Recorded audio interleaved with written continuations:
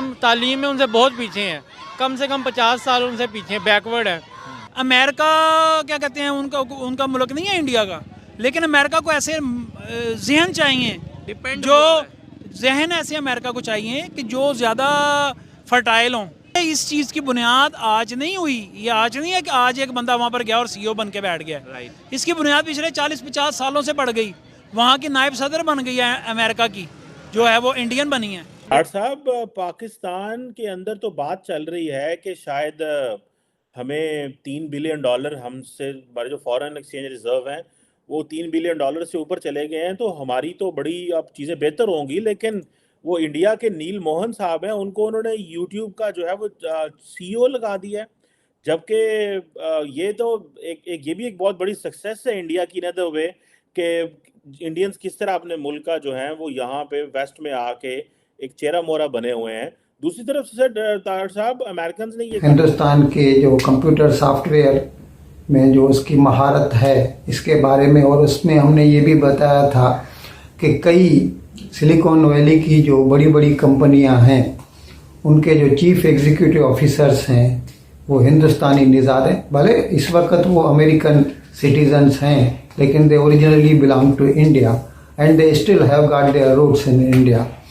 तो अभी ये जो YouTube है जिस पर अभी हमारा ये वीडियो अपलोड होगा और जिसके थ्रू आप इसे देख रहे हैं, YouTube को भी अभी जो है प्रेजेंटली जो है एक मोहतरमा है सूजन वोजिचकी, और वो अपना ओहदा छोड़ रही हैं, वो रिटायर होना चाहती हैं और चाहती हैं कि अपने ख़ानदान को ज़्यादा से ज़्यादा वक्त दे सकें। तो अभी उसका जो असिस्टेंट है इस वक्त वो एक हिंदुस्तानी निज़ाद है, Indian original non resident Indian we can call it.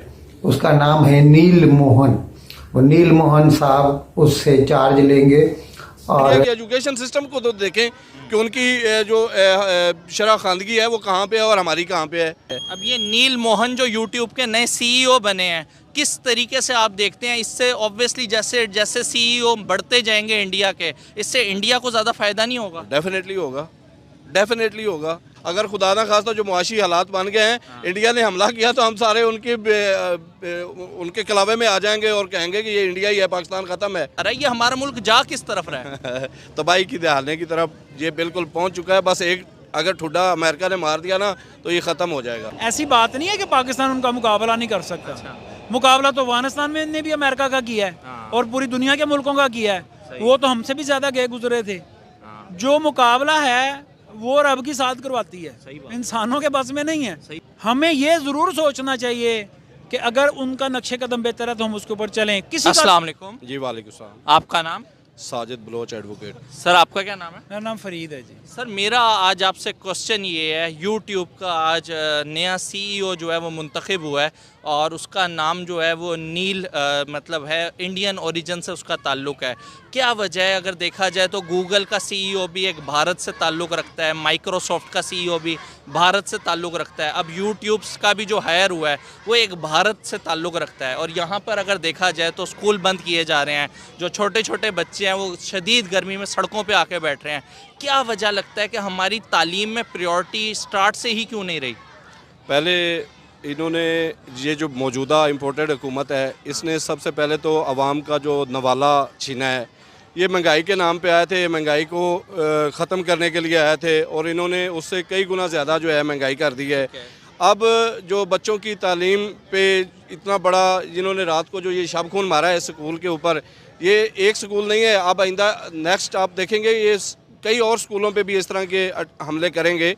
ये बेसिकली जो बाहर का एक एजेंडा लेके आए हुए हैं ना, ये गवर्नमेंट हमारी गवर्नमेंट नहीं है, ये बाहर की गवर्नमेंट है जो इम्पोर्टेड है, ये हमारी हुकूमत नहीं है। ये बच्चों का पेपर था, रात को इन्होंने शब खून मारा है और इस पे इतना बड़ा जुल्म, तो मेरे ख्याल में बच्चों के स्कूल पे हमला करना और बच्चों के स्कूल के अंदर दरख्तों पे हमला करना, उनको काट के लेके जाना, ये बहुत बड़ा जुल्म है और ये अवाम इसका जवाबदेह होगी। बच्चों को तो बाहर तालीम दिलवाते हैं और इधर हमारे बच्चों को ये स्कूल से उठा के सड़कों पे लेके आ गए हैं कि सड़कों पे बैठ के आपके बच्चे जो है ना, ये हमारा हक रह गया है कि हम सड़कों पे अपने बच्चों को तालीम दिलवा सकें। यही वजह है कि पाकिस्तान से कोई भी मल्टीनेशनल कंपनी का सीईओ नहीं बनता, कोई बड़ी पोस्ट में डेफिनेटली ऐसा ही है। हमारे आप इंडिया की बात कर रहे थे, आप इंडिया की एजुकेशन सिस्टम को तो देखें कि उनकी जो शरह खानदगी है वो कहाँ पे है और हमारी कहाँ पे है।